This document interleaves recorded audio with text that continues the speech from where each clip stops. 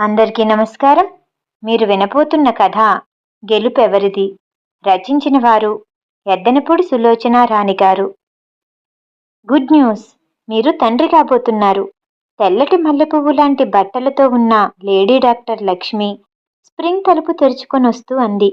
అక్కడే వరండాలో కుర్చీలో కూర్చుని పరధ్యానంగా బయటకు చూస్తున్న శ్రీధర్ లక్ష్మి రాకతో లేచి నిలబడ్డాడు. మీరు తండ్రి కాబోతున్నారు. అతను పరధ్యానంగా ఉన్నాడని కనిపెట్టిన లక్ష్మి నవ్వుతూ అంది.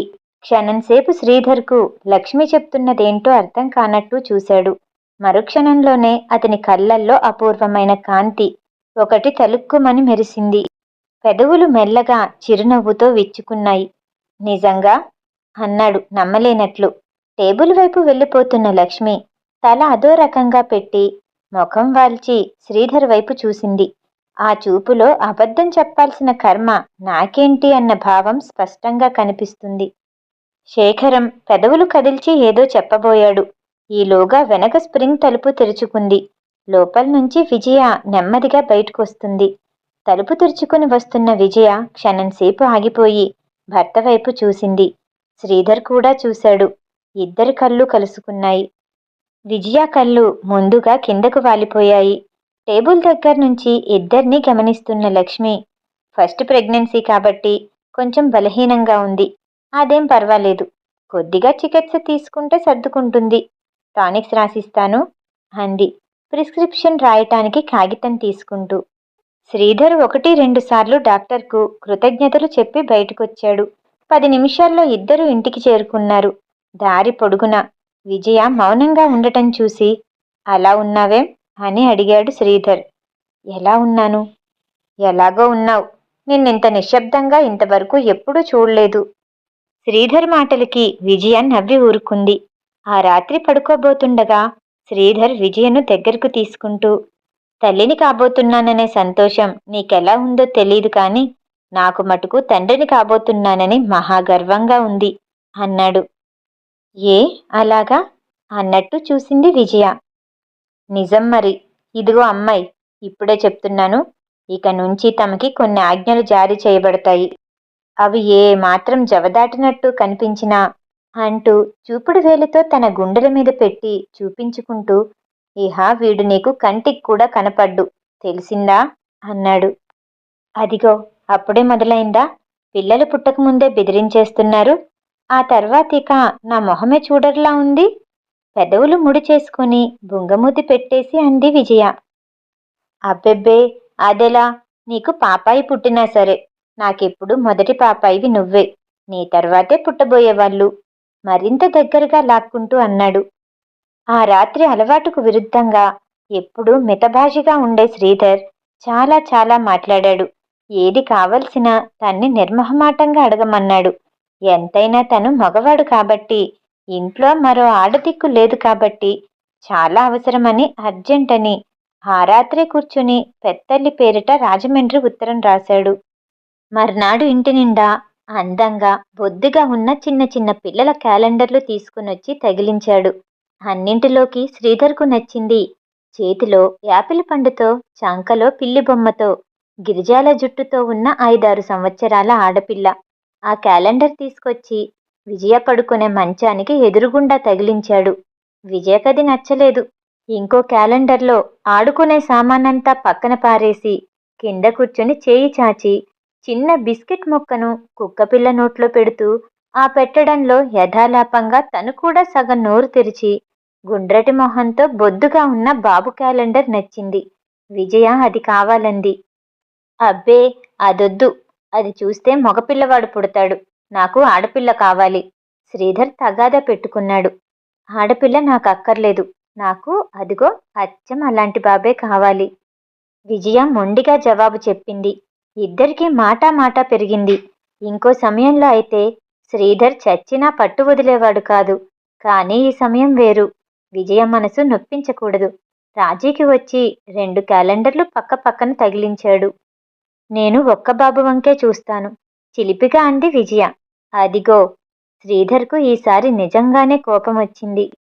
సర్లేండి, ఏదో సామెత చెప్పినట్టుగా ఉంది. పుట్టబోయే పిల్లల కోసం పెట్టబోయే పేరును గురించి తగాదా పడ్డట్టు. రెండింటిని చూస్తాను, సరేనా?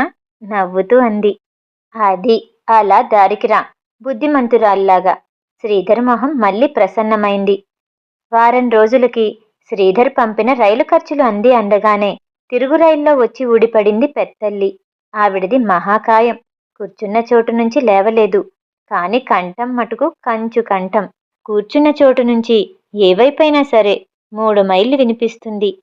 అందుకనే ఆవిడికి లేవలేనే అనే బాధలేదు. ఆవిడ గుమ్మంలో కాలు పెడుతూనే, ఏమే పిల్లా, తల్లిని కాబోతున్నావనే సంతోషమా ఏంటి? చిక్కి సగమయ్యావు. తిండి తిప్పలు పూర్తిగా మానేశావా ఏంటి? అంది. విజయ తల వంచుకుని నవ్వేసింది. శ్రీధర్ పరీక్షగా విజయ వైపు చూశాడు. అవును, మొహంలో ఏదో మెరుపు వచ్చినట్లుంది, కాని పరీక్షగా చూస్తే విజయ చిక్కినట్లే ఉంది. అది తన కంటికి అందనే లేదు. అందుకే ఇలాంటి విషయాల్లో ఆడవాళ్ళ ఆసరా కావాలంటారు అనుకున్నాడు. పెద్దల్లి రాకతో ఇంటికి కొత్త సందడొచ్చింది. ఆవిడ లేచింది మొదలు పడుకోబోయేదాకా దేనికో దానికి గొంతు పెట్టుకుని అరుస్తూనే ఉంటుంది. విజయకది చికా కనిపించినా భరించక తప్పటం లేదు. 6 నూరైనా సరే అటు సూర్యుడిటు పొడిచినా విజయ పురుడుకెళ్తే గాని శ్రీధర్ ఆవిడ్ని పంపడు. అది మటుకు ఖాయం. అంతకంటే చికాకైన విషయం ఏంటంటే, రోజుకో రకంగా గుట్టలు గుట్టలుగా ఆవిడ చేస్తున్న పిండి వంటలు. అవన్నీ తినలేక విజయ తలప్రాణం తోక్కొస్తుంది. నేను తినలేను బాబు అంటే ఆమె మళ్ళీ శ్రీధర్కు చెప్తుంది. అది అతనికి కోపం తెప్పిస్తుంది. లావవుతావని భయం కదూ? కళ్ళల్లో చిరుకోపం కనపరుస్తూ అంటాడు అతను. మరీ బాగుంది. అయ్యేవాళ్ళు ఎలాగూ అవుతారు. ప్రత్యేకించి అవి తినక్కర్లేదు. సయించదు మొర్రో అంటే మీరు కూడా వినరే? కళ్ళల్లో నీళ్లు గిర్రును తిప్పుకొని అక్కడ్నుంచి వెళ్ళిపోయింది విజయ. ఏమో నాయనా, మధ్య నాకెందుకు, ఏదో లేవలేంది కదా అని చేయటం కాని నాకు ఊపికుండేడ్చింది. పెద్దల్లి వెళ్ళిపోయేది. ఇలాంటి చిన్న చిన్న సంఘటనలతో తల్లి కాబోతున్నాననే సంతోషం విజయలో త్వరలోనే చల్లారిపోయింది. పిండి వంటల కంటే భయంకరమైనవి పైనుంచి పెద్దమ్మగారి జాతక కథలు బోలెడు. ఆవిడ పుట్టిన 10వ ఏటే పెళ్ళయింది. పెళ్ళైన 10వ రోజునే భర్త మరణించాడు. అప్పట్నుంచి ఇప్పటి వరకు ఆవిడ జీవితం అంతా వాళ్లకు వీళ్లకు పురుళ్ళు పోయడంతోనే గడిచిపోయింది. అందుకని ఆవిడికి బోలెడు కథలు తెలుసు. అవిగాక విన్నవింకా చాలా ఉన్నాయి. అవన్నీ కలిసి రకరకాలుగా రోజుకో కథ విజయకు వర్ణించి చెప్తుండేది. ఆ చెప్పేవి కూడా తల్లి పిల్ల సుఖంగా ఉన్నవైతే బాగుండు, మనసుకి కాస్త ఆహ్లాదకరంగా అన్నా ఉండేవి. ఆహా, అలా కాదు. వాళ్ళ మేనత్త మనవరాలు నెలల నిండి నడవలేక ఎలా అవస్థపడేదో, వాళ్ళ పుట్టింట్లో ఇంటి పక్కనున్న మున్సబు గారమ్మాయి ప్రసవించలేక ఏ విధంగా యాతన పడిందో, వాళ్లకు తెలిసిన వాళ్లల్లో సరిగ్గా విజయలాగే ఉండి అదే వయసులో నిండు నెలలు వచ్చిన తర్వాత గుర్రం వాతం వచ్చి చచ్చిపోతే ఆపరేషన్ చేసి కడుపు కోసి పిల్లను ఎలా బయటికి తీశారో, ఇలాంటివి బోలెడు. కాఫీ చేస్తూనో భోజనం పెడుతూనో, మధ్యాహ్నం శ్రీధర్ ఆఫీస్కి వెళ్ళినప్పుడు ఊరికే కూర్చున్నప్పుడు ఆవిడిలా వర్ణించి చెప్తుంటే విజయ కళ్ళు పెద్ద పెద్దవి చేసుకుని చెవులు దూర పెట్టుకుని ఒక్క అక్షరం కూడా పొల్లుపోకుండా వినేది. పాపం అలా చెప్పటంలో పెద్దమ్మగారికి వేరే ఉద్దేశం ఏమీ లేదు. అలా బాధలు పడటానికి వాళ్ళ నిర్లక్ష్యాలే కారణాలని, అలాంటి నిర్లక్ష్యాలు విజయను చెయ్యొద్దని చెప్పేది. కాని కథ చివరి ఉన్న నీతివాక్యాల్లా ఈ ఆఖరి మాటలు, తీసుకోవలసిన జాగ్రత్తలు విజయకు వినిపించేవి కాదు. ఆ కథలతోటే మతిపోయినంత పనయ్యేది. 6వ నెల రాగానే పడుకోవడానికి కష్టంగా ఉంటుందని శ్రీధర్ గదిలోనే విజయకు విశాలంగా వేరే పక్క ఏర్పాటు చేశాడు. రాత్రి మంచం మీద పడుకోగానే ఉదయం పెద్దమ్మగారు చెప్పిన కథల్లోని మనుష్యులంతా వరుసగా విజయను పలకరించడానికి వచ్చేవాళ్లు. హడలిపోయిన విజయ కలత నిద్రలో లేచి ఒంటరిగా పడుకోవడానికి భయపడి శ్రీధర్ మంచం మీదకొచ్చి మెల్లగా అతని పక్కన చోటు చేసుకుని పడుకునేది. ఏ రాత్రి వేళో ఎందుకో మెలకువ వచ్చిన శ్రీధర్ లేచి చూస్తే పక్కగా తనకెక్కడ మెలకువ వస్తుందోనన్నట్లు ఒదిగి పడుకున్న విజయను చూస్తే జాలేసేది. నిద్రలో ఉన్న విజయకు మెలకువ రాకుండా సరిగ్గా పడుకునేలా చేసి జాగ్రత్తగా కప్పి తను లేచొచ్చి యువతల మంచం మీద పడుకునేవాడు. నెలలు దగ్గర పడుతున్న కొద్దీ విజయకు తనకు తెలియకుండానే మనసులో ఏదో బెంగలాంటిది పట్టుకుంది. ఎలా ఈ గండం దాటటం? ఎప్పుడు బయటపడ్డం తను? అసలు బయటపడుతుందా అని. ఆడదానికి ప్రసవించి మళ్ళీ మామూలుగా కావటం అనేది మరో జన్మనే అంటారు. క్రమంగా విజయ ఆలోచనలు విపరీత మార్గాలు తొక్కటం మొదలుపెట్టాయి. తను ప్రసవించే రోజు కాదు, మృత్యుముఖంలోకి వెళ్లే రోజు దగ్గరకొస్తుందనిపించేది. ఒకరోజు రాత్రి శ్రీధర్, విజయ ఇద్దరు భోంచేసి పైన వరండాలో కూర్చున్నారు. తెల్లటి వెన్నెల చక్కగా ఉంది. శ్రీధర్ కుర్చీలో జారగిలపడి ఏదో ఆలోచిస్తున్నాడు. పెద్దమ్మగారు పడుకోవటం వల్ల ఇల్లు నిశ్శబ్దంగా నిద్రపోతున్నట్లుంది. ఏమండి, ఒకవేళ ప్రసవించలేక నేను చచ్చిపోతే? అంది నెమ్మదిగా విజయ. చచ్చా, ఏంటా మాటలు? నువ్వు పుట్టలేదా, నేను పుట్టలేదా? అందరూ ఇలా భయపడి హడలిపోతే ప్రపంచం ఇలా పెరగగలిగేదా? శ్రీధర్ లేచొచ్చి విజయ పక్క సోఫాలో కూర్చున్నాడు. ఏమో, నాకెలాగో అనిపిస్తుంది. ఇంకా ఎన్నాళ్ళో ఈ బరువు? విజయ శ్రీధర్ ఊర్లో తలదాచుకుంటూ అంది. అయిపోయిందిగా ఇంకా. ఒక్క వారం రోజుల్లో పురుడొస్తుందని డాక్టర్ లక్ష్మి చెప్పలేదు? భయపడకు, ఏమీ కాదు. మనకు చక్కటి బాబు పుడతాడు.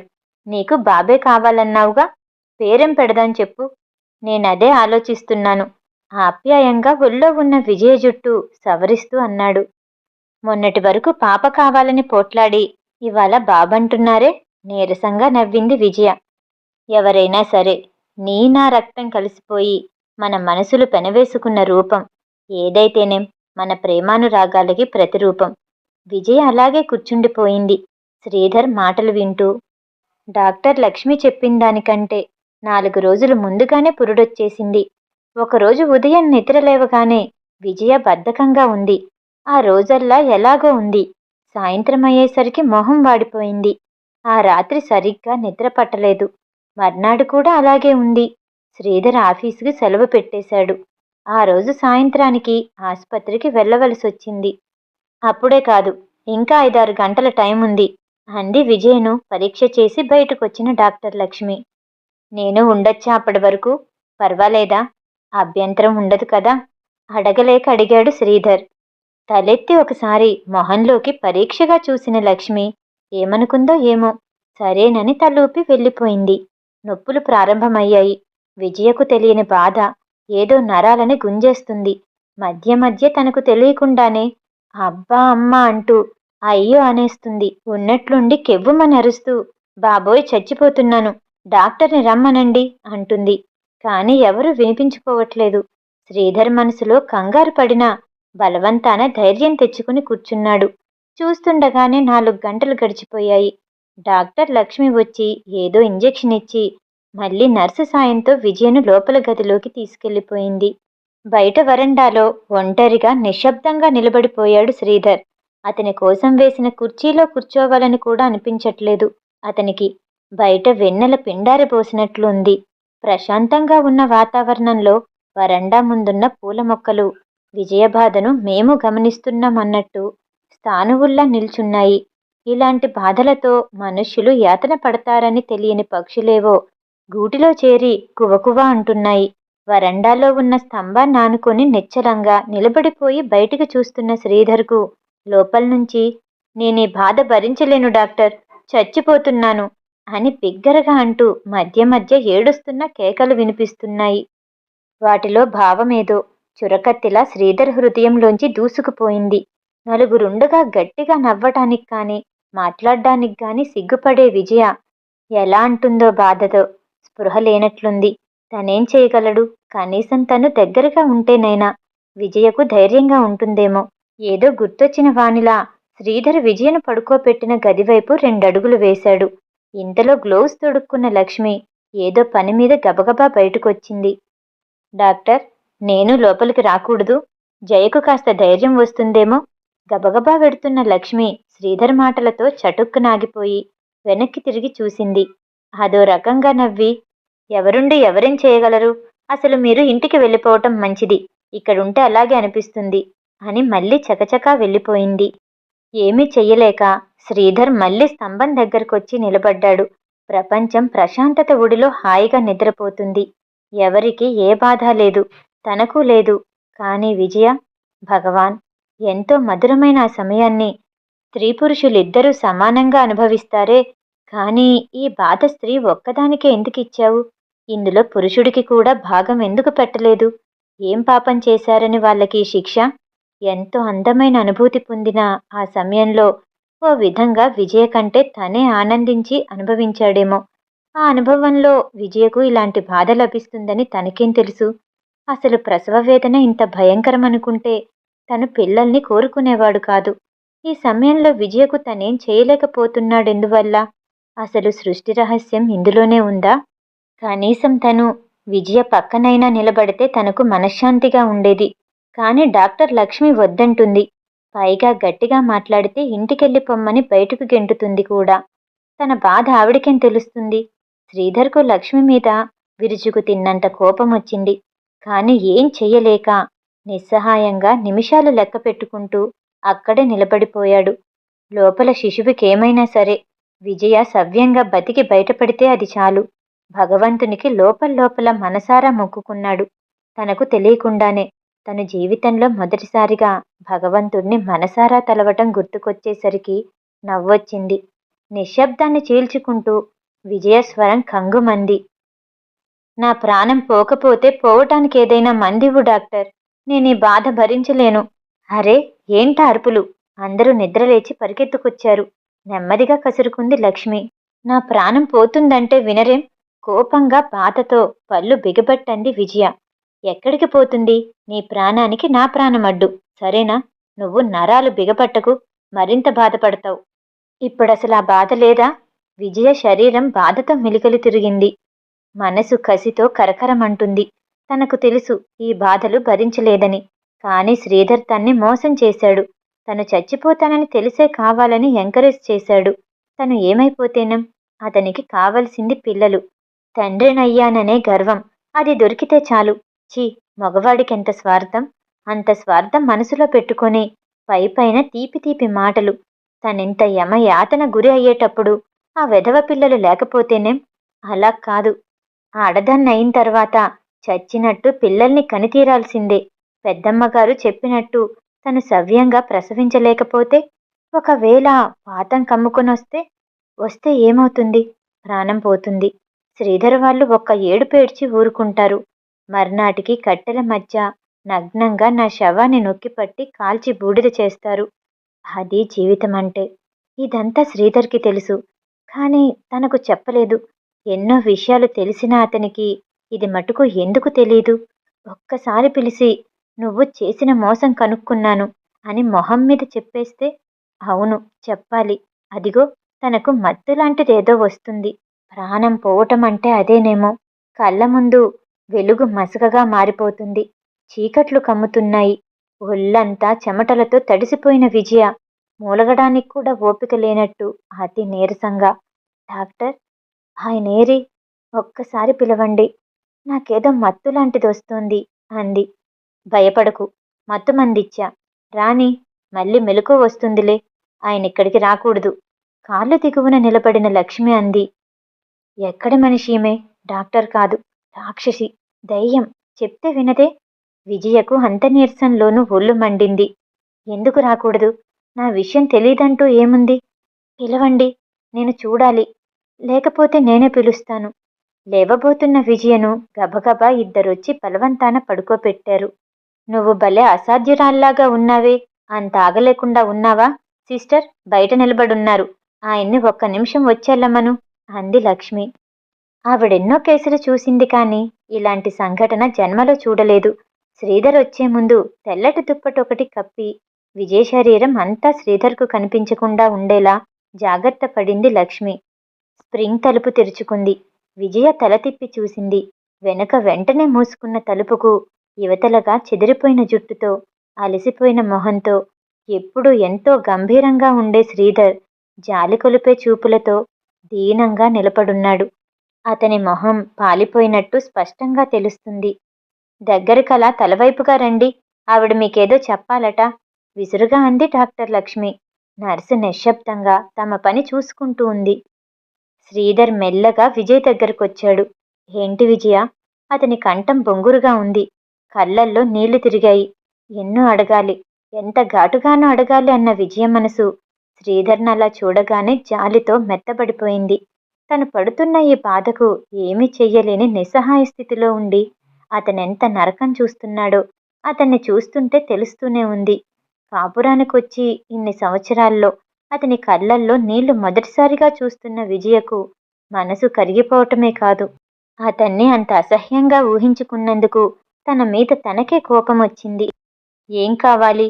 ఎక్కడో ఉన్నట్టు ఈ లోకానికి సంబంధించినట్లున్న విజయ చూపులో చూపులు కలుపుతూ తన ఉనికిని గుర్తించమన్నట్టు అడిగాడు శ్రీధర్. ఏం లేదు, ఊరికే పిలిచాను, మీరెళ్ళండి. అప్పటికే నొప్పులు తెలియకుండా ఉండేందుకు డాక్టర్ ఇంజెక్షన్తో కళ్ళు మూతలు పడుతున్న విజయ అస్పష్టంగా అంది. ఏంటో చెప్తా అన్నావ్? అంది డాక్టర్ లక్ష్మి. అవును, కానీ నాకేం తెలియట్లేదు. అంతా మత్తుగా ఎలాగో ఉంది డాక్టర్, అస్పష్టంగా అంది విజయ. అప్పటికే కళ్ళు పూర్తిగా మూతలు పడ్డాయి.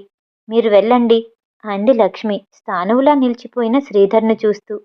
చేసేది లేక భగవంతుడి మీద వదిలేసి బయటికొచ్చాడు శ్రీధర్. మరో 15 నిమిషాల్లో క్యారమన్న ధ్వని వినిపించింది. విజయ కేకలు ఆగిపోయాయి. పరధ్యాసగా నిలబడ్డ శ్రీధర్ ఉలిక్కిపడ్డాడు. కంచు గంటల నిశ్శబ్దంలోంచి పసిపిల్ల కంఠం కంగుమంది. అనుకోకుండా శ్రీధర్ గుండె దడదడలాడింది. అంతసేపు అలా నిలబడటం మానవ జీవితాన్ని గురించి అనుకోకుండా వచ్చిన వేదాంతపుటాలోచనలు అన్నీ ఎగిరిపోయాయి.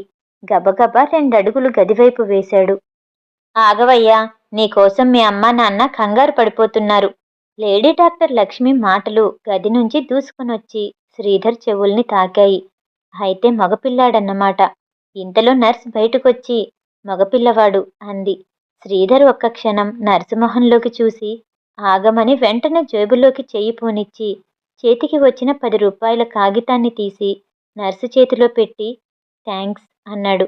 నిమిషం సేపు అనుకోని ఈ సంఘటనకు తెల్లబోయిన నర్స్ వెంటనే తమాయించుకొని శ్రీధర్ ఇచ్చిన నోటిని మడిచి జాకెట్ లోపల దాచేసుకుని మళ్ళీ ఏమీ ఎరగని దానిలా నిర్వికారంగా లోపలికెళ్ళిపోయింది.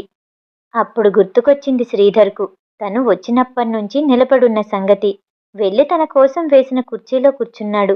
చకచకా 10 నిమిషాలు గడిచిపోయాయి. అమ్మయ్య, ఆవిడ కంగారు చూసి ఇంత తేలిగ్గా తెములుతుందనుకోలేదు. మగపిల్లవాడు, మంచి ప్రెజెంటేషన్ ఇవ్వాలి మాకు. డాక్టర్ లక్ష్మి శ్రీధర్ దగ్గరగా వచ్చి పక్కనున్న కుర్చీలో కూర్చుంటూ అంది. తప్పకుండా, అంతా మీ చేతి చలువ అన్నాడు శ్రీధర్ కృతజ్ఞతలు నిండిన చూపులతో లేచి నిలబడుతూ. నాదే ముందులేండి, అయినా ఆవిడికంటే మీ కంగారు ఎక్కువైపోయింది నవ్వుతూ అంది లక్ష్మి. శ్రీధర్ మొహం సిగ్గుతో కిందికి వాలింది. మొదట మీరొస్తానంటే ఎందుకొద్దన్నానో తెలుసా? ఒక్క డాక్టర్ల విషయం వదిలేస్తే మామూలుగా ప్రతి మొగాడికి స్త్రీ నుంచి తనకు లభ్యమైన వాటిల్లో ఓ విధమైన నూతనత్వం కనిపించాలి. భార్యను గురించి భర్తకెంత తెలిసినా అసలెప్పటికీ తెలియనివి కొన్నుంటాయి. వాటిని గురించి మగవాళ్ళకి అందమైన భ్రమ ఒకటి ఉంటుంది. అలాంటిదే ప్రసవ వేదన. అలాంటి సమయంలో స్త్రీని చూస్తే మగవాడికి ఆ భ్రమ పోతుంది. అందుకే మిమ్మల్ని వద్దన్నాను. మగవాడిని అన్ని చోట్లకి రావడానికి అనుమతిచ్చే మన వాళ్ళు ఈ ఒక్క విషయంలో ఎందుకు ఇవ్వలేదో మీకిప్పుడు అర్థమై ఉంటుందనుకుంటాను. బయట వెన్నెలపోయి అప్పుడే కనిపించినట్లు వస్తున్న తొలి వెలుగు వంక చూస్తూ అంది లక్ష్మి. లక్ష్మి మాటలు చాలా శ్రద్ధగా విన్నాడు శ్రీధర్. రండి, బాబుని చూద్దురుగాని. శ్రీధర్ని వెంట పెట్టుకుని లోపలికెళ్ళింది లక్ష్మి. అప్పటికే బాబుకు స్నానం చేయించి ఉయ్యాల్లో పడుకోపెట్టింది నర్స్. విజయకప్పుడప్పుడే మెలకువ వస్తుంది. వెళ్ళి పక్కన అదిగో ఆ స్టూల్ లాక్కొని కూర్చోండి అంటూ లక్ష్మి ఆదేశించిన ప్రకారం స్టూల్ ఒకటి లాక్కొని విజయ మంచం దగ్గరగా కూర్చున్నాడు. కాళ్ళ నుంచి కంఠం వరకు తెల్లటి దుప్పటితో కప్పబడి ముఖం మటుకు పక్కగా ఉంచి నిద్రపోతున్న దానిలా సొమ్మసిల్లినట్లు పడుకునుంది విజయ. డాక్టర్ లక్ష్మి సిరంజి తెచ్చి మరొక ఇంజెక్షన్ ఇచ్చింది. అప్పటికే తెలివి వచ్చి రానట్లున్న విజయ కళ్ళు తెరిచి మళ్ళీ మూసుకుంది. శ్రీధర్ అలా కూర్చునుండగానే మరో 15 నిమిషాలు గడిచిపోయాయి. మళ్ళీ 1 గంటలో వస్తానని నర్సునుండమని చెప్పి డాక్టర్ వెళ్ళిపోయింది. ఆవిడ వెళ్ళిన కొద్దిసేపటికి విజయకు బాగా మెలకువ వచ్చింది. కళ్ళు విప్పి చూసింది. ఎదురుగుండా శ్రీధర్ కంగారు నిండిన కళ్ళతో మీదకు వంగి, విజ్జి, మెలకువ వచ్చిందా అన్నాడు. హా అంది. హమ్మయ్య, బ్రతికే ఉన్నాను కదా, కళా నిజమా? తన చేత్తో భర్త చేతుల స్పర్శ కోసం తడుముతూ అంది. ఇలా చూడు సరిగ్గా నా వైపు. శ్రీధర్ విజయ్ చేతిని బొగ్గ కానించుకుంటూ అన్నాడు. విజయకు పూర్తిగా మెలకువ వచ్చేసింది. చాలా కష్టపడ్డావు సుమా. ఇదంతా నా మూలానే కదూ. వంగి నుదురు మీద పడిన ముంగుర్లను సరిచేస్తూ అన్నాడు. అతని కంఠంలో ఆప్యాయత నిండుగా తొణికిసలాడుతుంది. బాబా పాపా నీరసంగా అడిగింది విజయ. బాబే నర్స్ అని కేకేశాడు శ్రీధర్. బయట కుర్చీలో కునికిపాట్లు పడుతున్న నర్స్ లేచొచ్చింది. పిల్లాడిని చూపించు అన్నాడు శ్రీధర్. అతని కంఠం మామూలుగా మారిపోయింది. నర్సు జాగ్రత్తగా తెల్లటి బట్టలో చిన్న నూరుతో కళ్ళు మూసుకుని గుప్పట్లు బిగపట్టి, నేనీ లోకంలోకి ఇప్పుడే వచ్చాను, బాగా అలసిపోయాను, కొంచెం నిద్రపోనివ్వండి అన్నట్టు నిద్రపోతున్నట్లున్న పిల్లాడిని తెచ్చి శ్రీధర్కి ఇచ్చింది. శ్రీధర్ రెండు చేతుల మధ్య అపురూపంగా పట్టుకున్న పిల్లాడిని విజయ వింతగా భయంగా చూసింది. అంతా నీ పోలికే. ఆ ముక్కు చూడు, గడ్డం మీద చిన్న సొట్ట ఎంత స్పష్టంగా తెలుస్తుందో సగర్వంగా తృప్తిగా పిల్లాడిని చూపిస్తూ అన్నాడు శ్రీధర్. విజయ నీరసంగా నవ్వి ఊరుకుంది. నర్సు పిల్లాడిని తీసుకెళ్లి ఉయ్యాలలో పడుకోపెట్టి బయటికి వెళ్ళిపోయింది. మొత్తానికి నువ్వే గెలిచావు, నా మాట వినలేదు కదూ నిష్ఠూరంగా అన్నాడు శ్రీధర్. అలసిపోయిన విజయ కళ్ళు మత్తుగా మెరిశాయి. చేయి చాచి భర్త చేతిని అందుకోవడానికి ప్రయత్నిస్తూ, ఈసారి మీరు గెలుద్దురుగాని అంది. అమ్మో ఇంకానా, వద్దొద్దు, నాకింకే పిల్లలు అక్కర్లేదు, ఇప్పటికే నువ్వు పడిన ఈ యాతన చాలు అయిష్టంగా తలూపాడు శ్రీధర్. తెలుసో తెలియకో విజయ్ను బాధకు గురిచేశాడు. ఈసారి మళ్ళీ కల్లో కూడా అలాంటిది జరగనివ్వడు. తనకు అంతగా ఆడపిల్ల మీద మోజేర్పడితే ఎవరినైనా పెంచుకోవచ్చు. బాధేం ఉంది, ఆడపిల్ల మీకు అక్కర్లేకపోతే నాకు కావాలి. విజ్జి, అవును, నాకు తెలియక ఏవేవో ఊహించుకొని భయపడిపోయాను. మీ చేతుల్లో బాబుని చూస్తుంటే నాకదంతా బాధే అనిపించట్లేదు. అయినా మాత్రం కష్టపడకపోతే ఎలా? విజయ మాటకు శ్రీధర్కి నవ్వొచ్చింది. సర్లే, నువ్వు కళ్ళు మూసుకుని పడుకో, రాత్రంతా నిద్రలేదు, బాగా రెస్ట్ తీసుకో. విజయ తల మీద చేయేసి నిమురుతూ అన్నాడు శ్రీధర్. కిటికీలోంచి లోపలికొస్తూ వెలుగువంక చూస్తూ కళ్ళు మూసుకుంది విజయ. శ్రీధర్కు మనసులోంచి కొండంత బరువును ఎవరో దించేసినట్లు అనిపించింది. కథ సమాప్తం. ఈ కథ వినటం మీకు నచ్చినట్టయితే లైక్ చేసి సబ్స్క్రైబ్ చేయండి. మళ్ళీ రేపు కలుద్దాం. నమస్తే.